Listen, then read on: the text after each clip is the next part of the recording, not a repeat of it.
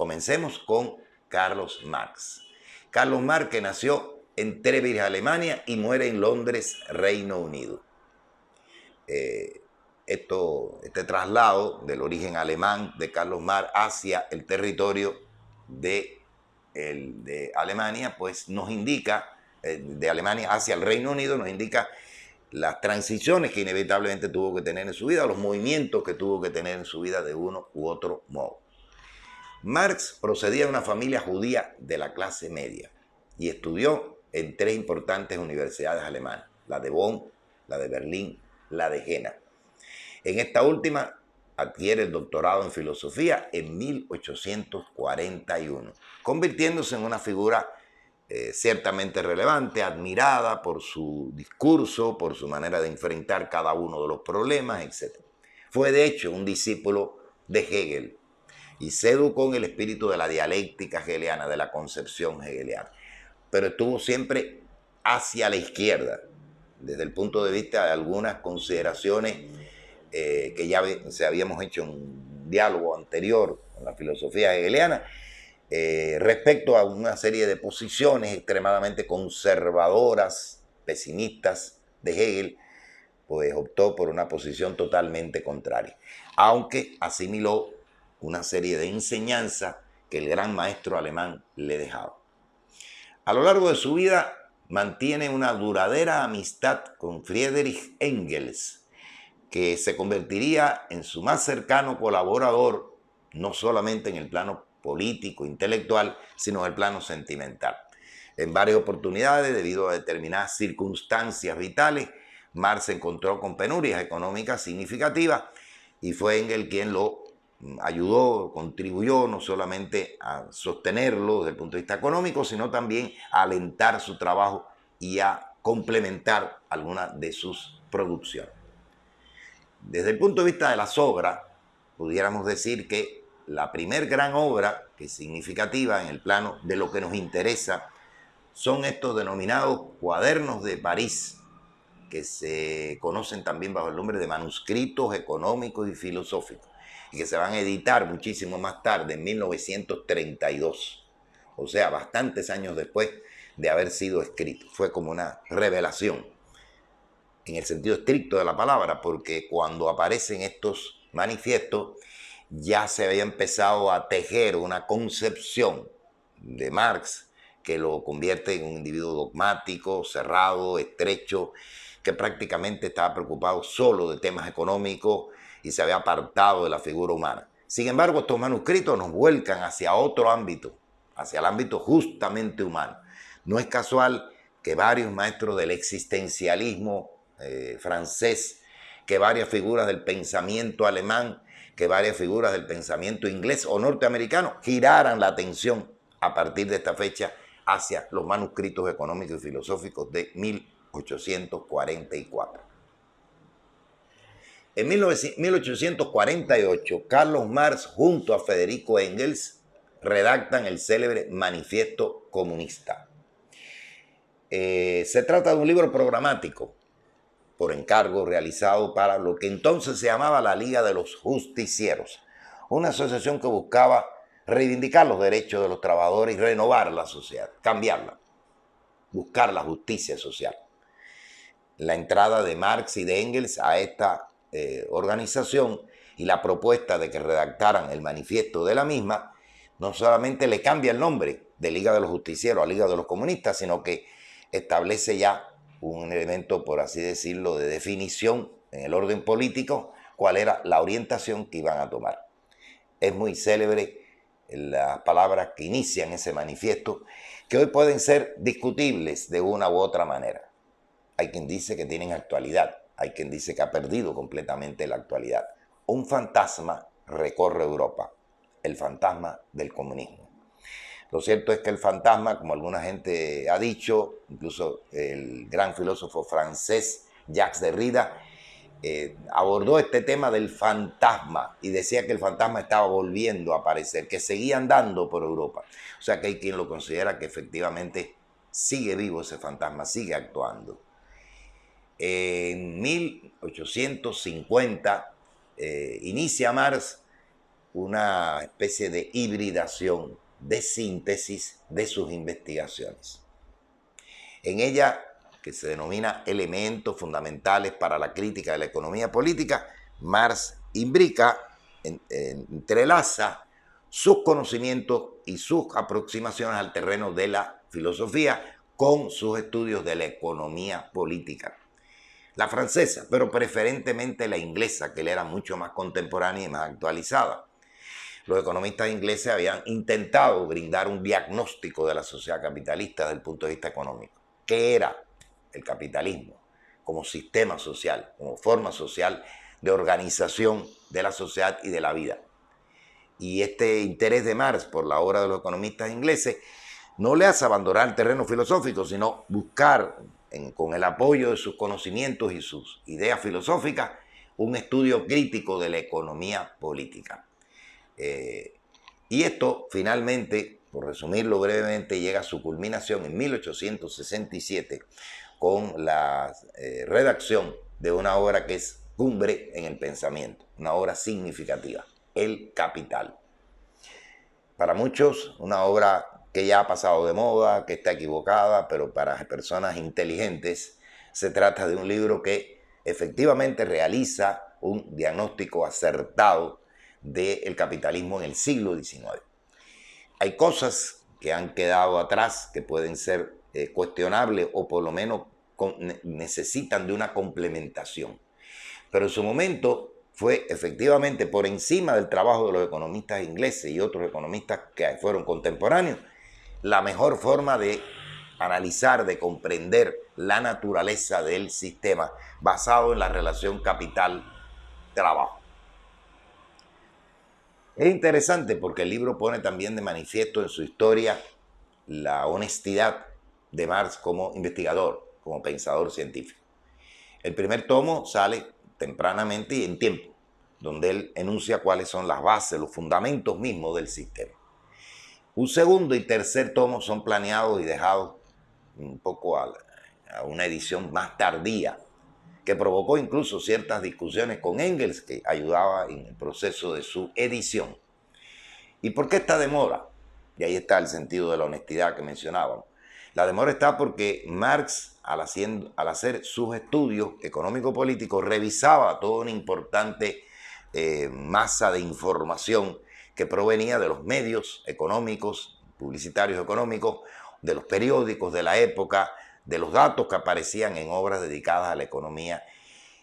Y se percata, por ejemplo, que el capitalismo no tiene simplemente un fundamento en la libre competencia, en la existencia de negocios particulares independientes que compiten entre sí a muerte, sino que han aparecido formas que a él le parecieron inicialmente formulaciones que remedaban, que volvían atrás hacia la época feudal.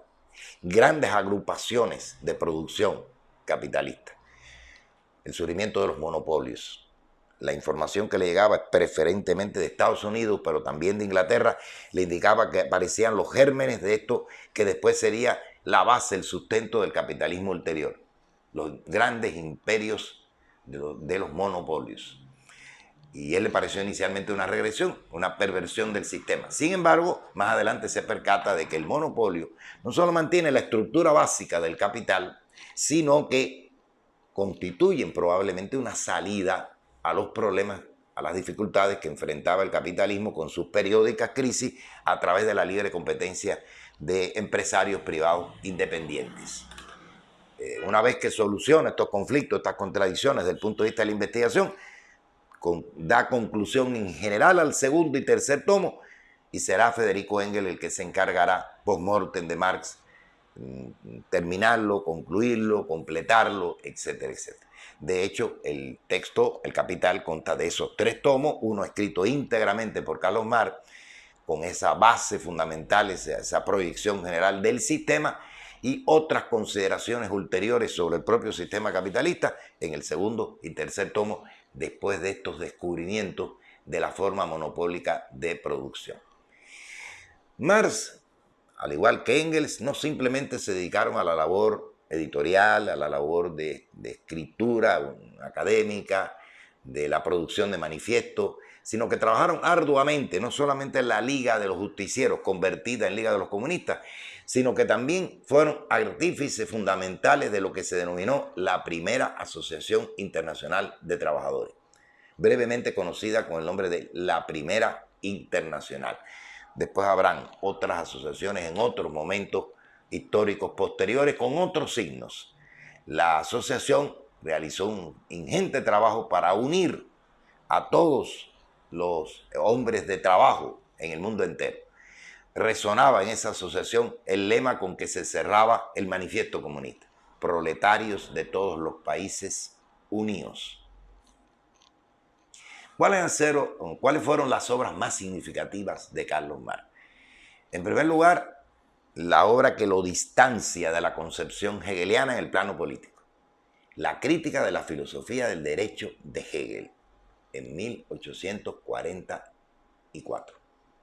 Interesante aproximación a la filosofía de su maestro, donde niega una serie de cosas y al mismo tiempo reivindica aquellos aciertos, especialmente en el enfoque dialéctico, que le parece tremendamente impactante. Ya le habíamos hablado de los manuscritos económicos y filosóficos que, hechos en el 44, se publican póstumamente en 1932, demasiado tardíamente.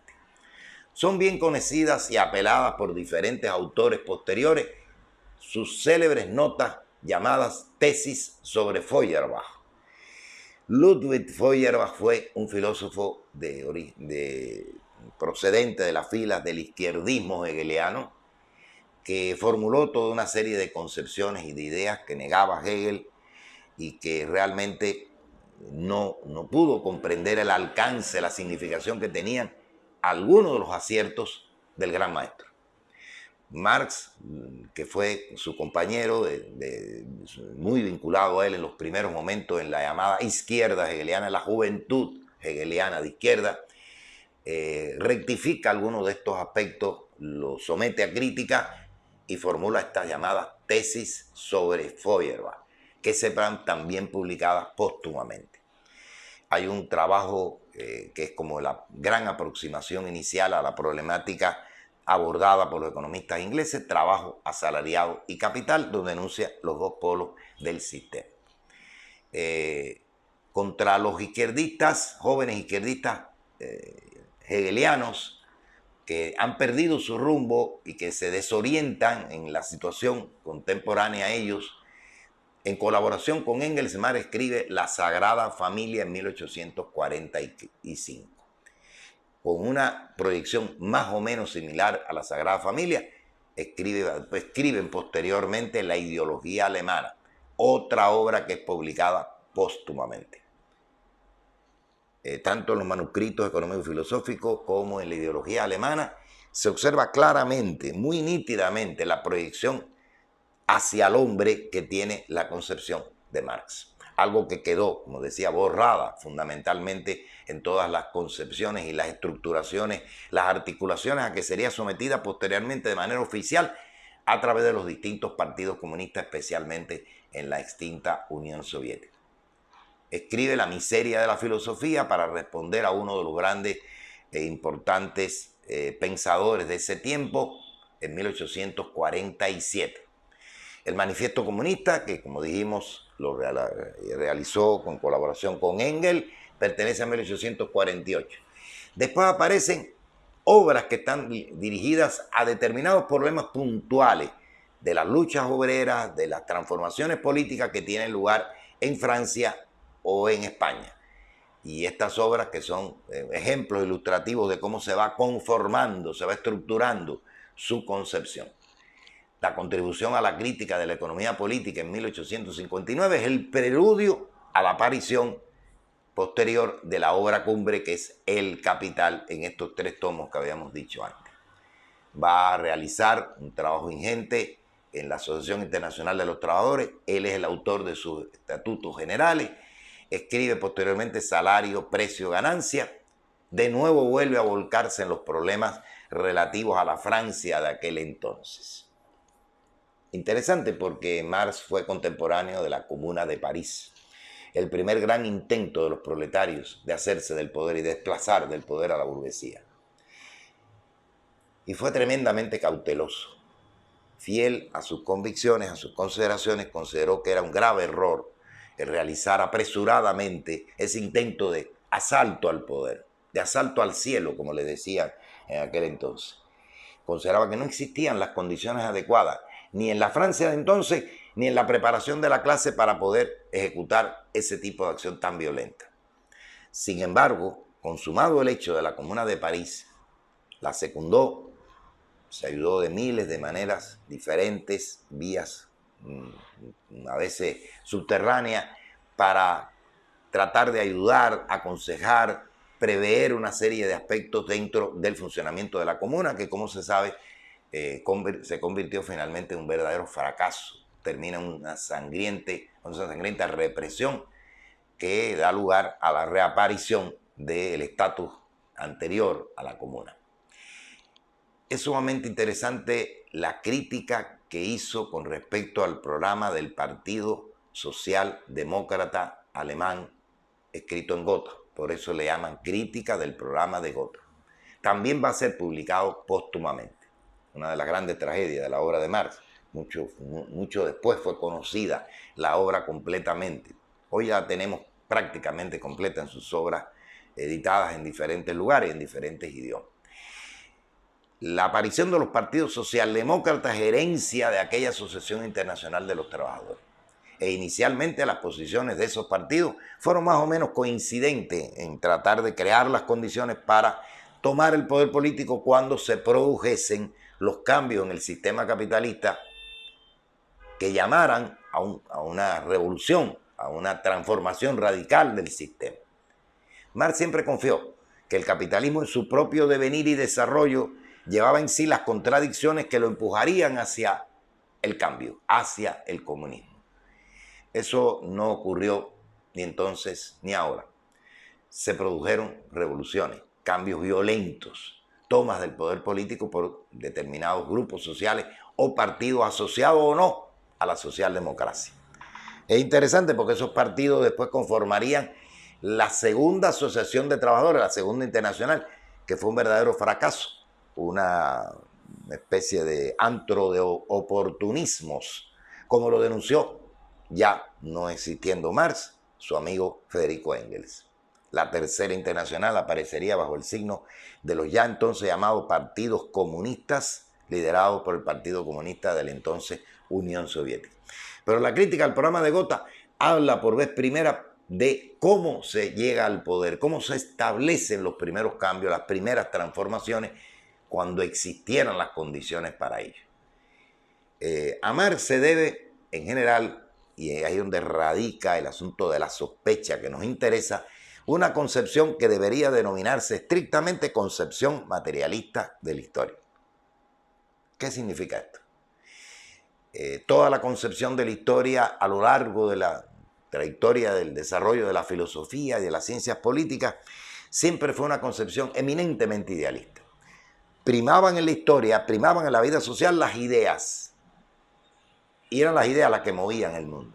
Marx niega esa concepción y funda por vez primera otra noción de la historia. La historia está fundada en esa base, que es ese fundamento económico, material de la sociedad.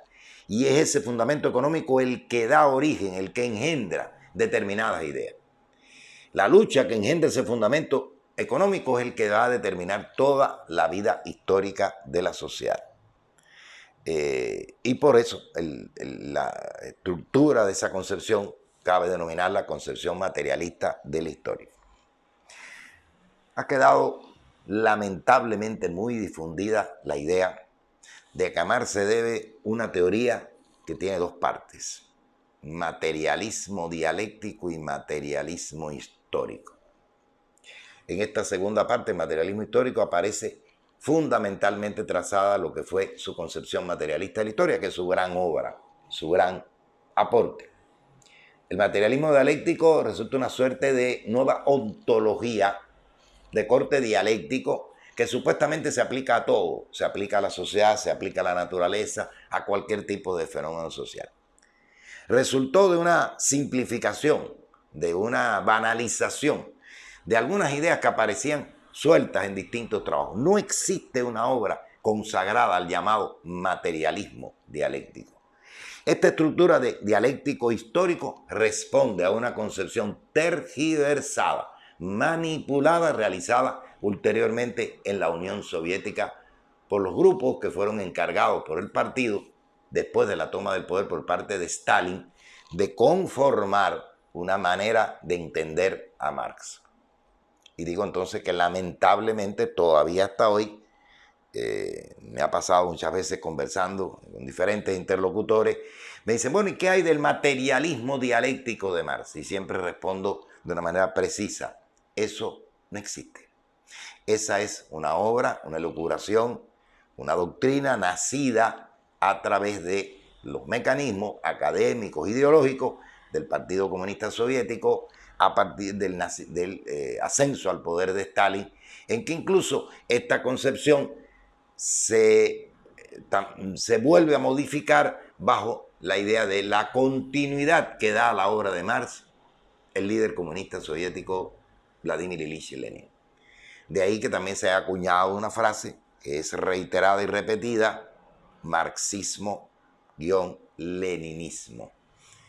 Entonces, justamente esta concepción de la dialéctica está muy marcada por algunas consideraciones que hizo de manera un tanto superficial Federico Engels en algunas de sus obras, algunas ideas de las que están contenidas en la obra de Marx y los complementos o suplementos que aportó Lenin en algunas de sus obras, que no era un filósofo, era un político que estudió filosofía, que hizo interesantes incursiones en este terreno, pero que por supuesto no tenía la talla, ni Engels ni él, de la que tenía Marx, la concepción más acabada de este tipo. Por tanto, repito, es lamentable que en vez de hablarse del verdadero aporte de Marx, que es la concepción materialista de la historia, se nos hable de manera esquemática de eso que hemos denominado las dos partes, materialismo dialéctico, materialismo histórico. Repito, un engendro del stalinismo y de las instituciones académicas y político-partidistas de aquel entonces. Dice Marx, en la idea clave de esta concepción, una cita que procede de la ideología alemana. La conciencia no puede ser nunca otra cosa que el ser consciente. Y ahí está la inversión materialista. No es la conciencia la que rige la vida de los hombres, sino que es el ser, la materialidad de la vida humana. Por eso dice que no puede ser nunca más otra cosa que no sea el ser consciente. Esa es la conciencia. Ahí también está la resonancia espinosista, ¿no? Quien piensa es el 100, el ser, quien piensa en la figura humana, no es simplemente un ente, una entidad independiente, abstracta, situada en el más allá. La conciencia no es otra cosa que la conciencia del propio ser consciente. Y el ser de los hombres, dice él, es el proceso de su vida real. O sea, en la conciencia aparece mostrada la vida real de los hombres. Los hombres concientizan el mundo de acuerdo al proceso de sus propias vidas. Y sigue la cita diciendo, y si en toda la ideología los hombres y sus relaciones aparecen invertidas como en una cámara oscura, este fenómeno responde a su proceso histórico de vida. Significa que en esa vida real de los hombres, las cosas se nos presentan invertidas como si fueran una cámara fotográfica, a la inversa, parecen al revés. Por eso es que hemos querido siempre que las ideas rigen la vida de los hombres y no que la vida de los hombres permiten formular las diferentes ideas, concepciones, los diferentes modos de percibir el mundo, la conciencia del hombre. La inversión de la vida real se va a proyectar en nuestras conciencias. De ahí la duda sobre la conciencia como falsa conciencia. Si no comprendemos este sentido de la inversión, nos creemos que el mundo es como es. Por eso creemos que las ideas rigen la vida de los hombres. En el terreno ya más próximo a la filosofía y a la economía, que se establecen una relación, Marx analiza uno de los fenómenos más importantes de la vida social que dura hasta nuestros días, que está presente siempre. la enajenación del trabajo. ¿En qué consiste? Marx dice que el trabajo es externo al trabajador, o sea, no pertenece a su ser. Y que en su trabajo el trabajador no se afirma, sino que se niega, no se siente feliz, sino desgraciado. No desarrolla su libre energía física y espiritual, sino que sacrifica su cuerpo y arruina su espíritu.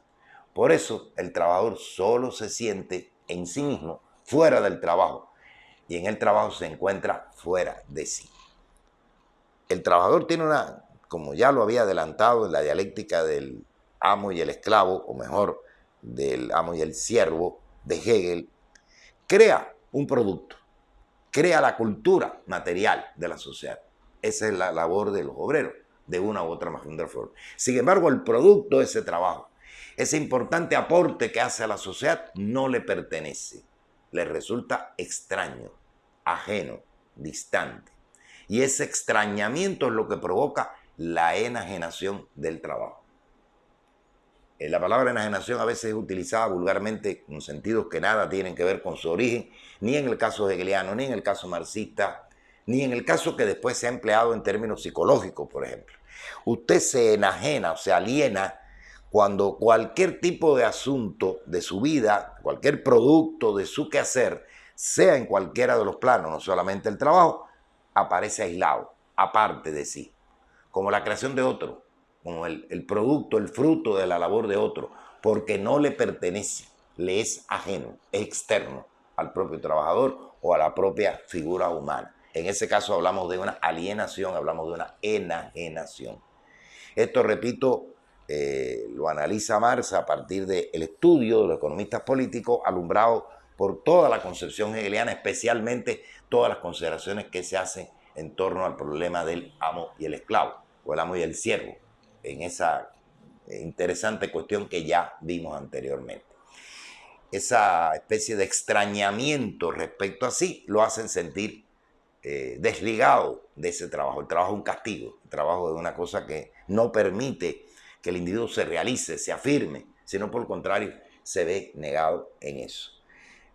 Por eso dice en otra parte de sus obras que cuando va al hogar y encuentra a la mujer, a sus hijos, se divierte, sostiene con charlas con ellos, hace sexo, se distrae saliendo de paseo. Es cuando el hombre se encuentra a sí mismo, cuando el hombre se siente pleno, y no cuando está produciendo nada menos que la cultura material de la sociedad, que es cuando realmente logra su mayor transformación, o sea, al ser su otro yo, esa cultura material. No se identifica con ese otro yo.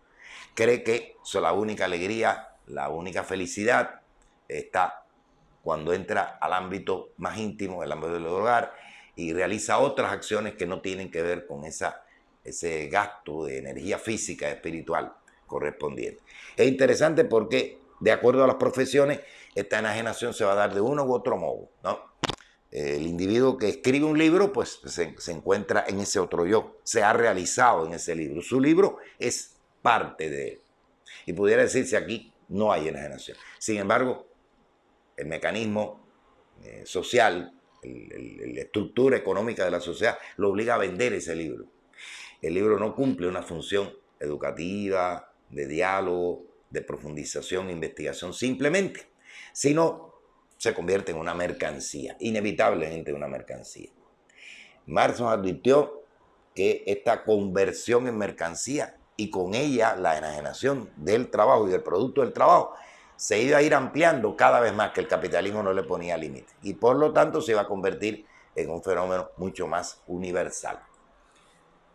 Estas son las características de esto que decimos, lo llamamos concepción materialista de la historia. Los dos primeros conceptos fundamentales que hay que tener en cuenta son ser social y conciencia social. El ser social es la vida real de los hombres. No simplemente cada uno de nosotros es un ser social por el hecho de tener que cohabitar, coligar, relacionarnos, interactuar con otros seres humanos, porque somos unos seres demasiado débiles, sino que ese carácter nos da a todos el carácter de ser social. y podemos hablar de ese ser social en un sentido colectivo. Y ese ser social se enuncia, se reproduce, se refleja en esa conciencia social, con toda una serie de deformaciones que están basadas en las características del propio sistema. A esta concepción materialista de la historia le es básico el concepto de modo de producción. Marx pone de manifiesto en su trabajo económico, político, filosófico, que no existe una única manera de producir materialmente, que hay formas históricas de realizar la producción material, y a eso lo denomina modo de producción. Nos hace ver que el modo de producción tiene dos aspectos fundamentales a tomar en cuenta. Por un lado, las capacidades humanas y la tecnología empleada. Eso es lo que él denomina, siguiendo la tradición de la economía política inglesa, fuerzas productivas, capacidades humanas y tecnología que amplían esas capacidades. Y el otro aspecto que es sumamente importante es las relaciones de producción, olvidadas a veces en algunos estudios económicos precedentes. ¿Qué son las relaciones de producción? Las relaciones que los hombres establecen en el proceso productivo. Los hombres establecen relaciones en múltiples aspectos de la vida, de diferentes maneras, familiares, escolares, académicas, etcétera, etcétera. Marx se refiere a estas relaciones que se establecen en el proceso de producción. Las llama relaciones de producción. Y dentro de ellas pone de manifiesto el papel predominante de la relación de propiedad.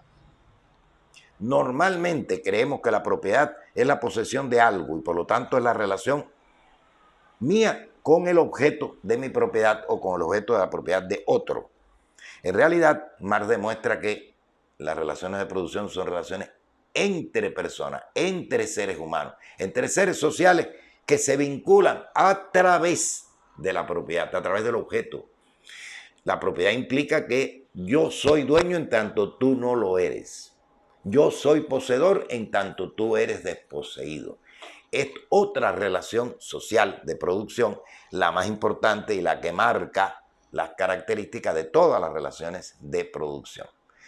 Este modo de presentar o de enfocar el fundamento mismo de la sociedad le otorga una preferencia a la base económica. Y ese es otro concepto de Marx. El fundamento económico de la sociedad, la que denomina base, o simplemente así, fundamento económico de la sociedad. Y nos alerta de que sobre esa base se levanta la superestructura. ¿Cuáles son los elementos de la superestructura? Las ideas existentes en un momento determinado, las instituciones que se fundan en esa base, ante todo el Estado, que responde a esa base económica. A través de datos históricos específicos, ejemplos ilustrativos, que siempre fueron tomados a partir de la historia de Europa occidental, la superestructura nos aparece como ese andamiaje que se levanta con ideas e instituciones, entre ellas el Estado, sobre la base económica. Esos manuales, esos textos simplificadores que hablaron del marxismo en forma de materialismo dialéctico histórico, y en algunas cabezas de algunos economistas o estudiosos o supuestamente seguidores del marxismo, se simplificó la idea de qué papel jugaba la superestructura. Parecía que estaba encadenada a la base. A veces se presentaban las cosas como si fueran una relación de causa-efecto, una relación directa, inmediata. Así está la base económica, así está la superestructura. Pero la superestructura está formada por ideas e instituciones. Y estas tienen su relativa autonomía. Y por lo tanto, aunque responden a esa base económica, en última instancia, evidentemente no son una simple manifestación mal de la base. En bases económicas, en fundamentos económicos más o menos similares, pueden aparecer ideas, pueden aparecer instituciones que están relativamente dependientes de esa base económica.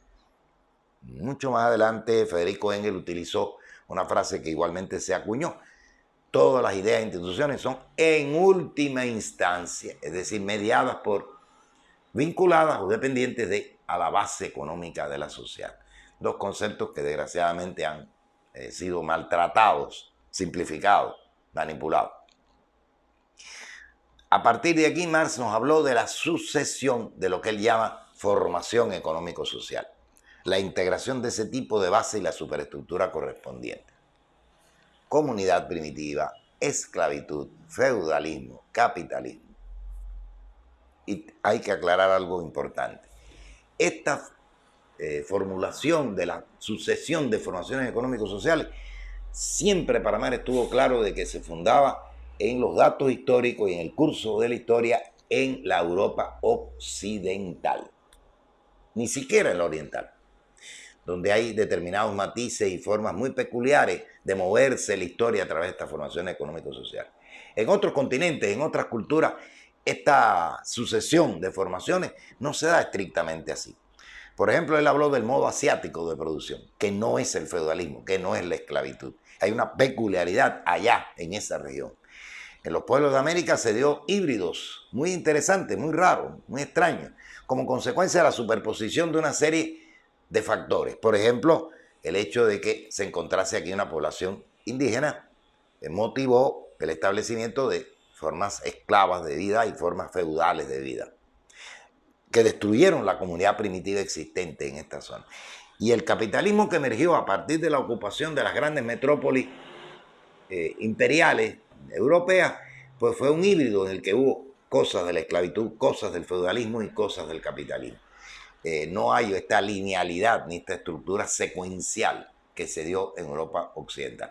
Ni siquiera en el norte del continente americano, Canadá, Estados Unidos, podemos hablar de esta sucesión estrictamente así. Porque, digamos, el capitalismo norteamericano se fundó inicialmente en la esclavitud, algo que no tenía nada que ver con el modelo que se había imperado, manifestado en Europa.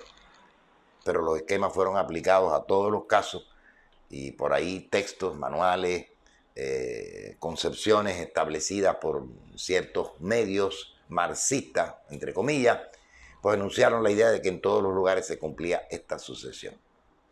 A partir de este fundamento económico de la sociedad es que Marx advierte el surgimiento de grupos humanos que son clave, las clases sociales. Las clases como grupos que tienen intereses económicos comunes. Por ejemplo, la clase dominante, que posee medios de producción, tiene la propiedad correspondiente, tiene intereses económicos, desarrollar esa propiedad, alcanzar mayores ganancias, poder obtener mejores condiciones de vida a partir de allí. Mientras que la clase desposeída, el proletariado, por ejemplo, en el capitalismo, tiene otro tipo de interés económico, aumento de salario, mejorar la vida a costa de buscar, de reclamar, de exigir a los poseedores de los medios de producción determinados medios, determinadas reivindicaciones de diferente índole. Y entonces se van a mover con cierta unanimidad. No hace falta que se asocien, no hace falta que tengan una unión, un partido específicamente. La clase social funciona como un constructo social en el cual están incluidos los miembros de esos grupos que se diferencian por intereses económicos. Y también se diferencian por las abstracciones ideológicas. Construyen una conciencia de sí mismo y de la sociedad. No piensa el burgués igual que el proletario. No piensa el siervo igual que el señor feudal. No piensa el esclavo igual que el amo. Y eso de ahí se van a conformar determinadas abstracciones ideológicas. ¿Cómo aspiran a ser? ¿Qué quieren ser? ¿Cómo ellos establecen ese dibujo, ese esbozo del mundo? ¿Cómo ven ese mundo? Y aquí está ya el problema de la diferencia de la conciencia respecto a una u otra posición social. Las conciencias de clase que se van forjando a través de las luchas que estas clases sociales tienen entre sí. Así nace la ideología o las ideologías. La ideología de una clase, de un grupo social determinado, etc. Que estarán marcadas por estos fenómenos que ya habíamos analizado antes. La alienación, la enajenación. Si soy poseedor de los medios de producción, si soy el dueño, mi ideología estará fundada en esos criterios, en esa posición de ser dueño. Si no soy poseedor, si soy desposeído y estoy marcado por fenómenos de alienación y enajenación, pues evidentemente mi ideología va a funcionar acorde a esas otras circunstancias. El concepto de ideología está íntimamente vinculado en Marx al concepto de falsa conciencia. Los hombres miramos, comprendemos, vemos el mundo desde diferentes prismas, así nos encontremos en una escala dentro de esa estructura social y hayamos elaborado a partir de los intereses económicos correspondientes nuestras diferentes abstracciones ideológicas. La conciencia es falsa conciencia. Pero además de estos intereses y estas abstracciones ideológicas que responden a la posición que el individuo tiene en la sociedad, existe, que es algo interesante en la obra de Marx, el poder ideológico dominante. El hombre que es desposeído, el hombre que es poseedor, pueden incluso tener variabilidades a la hora de entender este fenómeno, este proceso, este acontecimiento, este momento de su vida cotidiana. Y eso estará marcado no solamente por la posición que ocupa, sino por el ejercicio de un poder que está por encima de todos ellos. Ese ejercicio lo pueden ejecutar, por ejemplo, los medios de comunicación, transmitiendo ideas, transmitiendo concepciones, forjando paradigmas, estableciendo modelos que se fijan, se legitiman en un marco social determinado. Los medios masivos de comunicación son un ejercicio de ese poder ideológico dominante. También lo es las instituciones educacionales, a través de las cuales se inculca desde pequeño al estudiante cómo ver el mundo, cómo interpretar los sucesos, los fenómenos que tienen lugar en su vida cotidiana, en su hogar, en su familia, en su ciudad, etcétera, etcétera. Evidentemente, las diferentes instituciones que se forjan en la vida social forman parte de la superestructura, que puede ser, por ejemplo, las iglesias, las instituciones de fraternidad que puedan constituirse. Hoy hablamos de las organizaciones no gubernamentales, pues ejercen un poder ideológico dominante. A veces para bien, a veces para mal.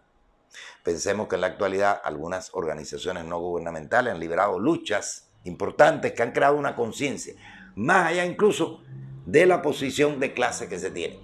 Y hace que se haya expandido la estructura social de una manera mucho más compleja que la que pensaba Marx.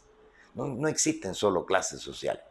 Hoy estamos hablando de diferencias étnicas, diferencias culturales, diferencias de sexo o de género, diferencias de raza.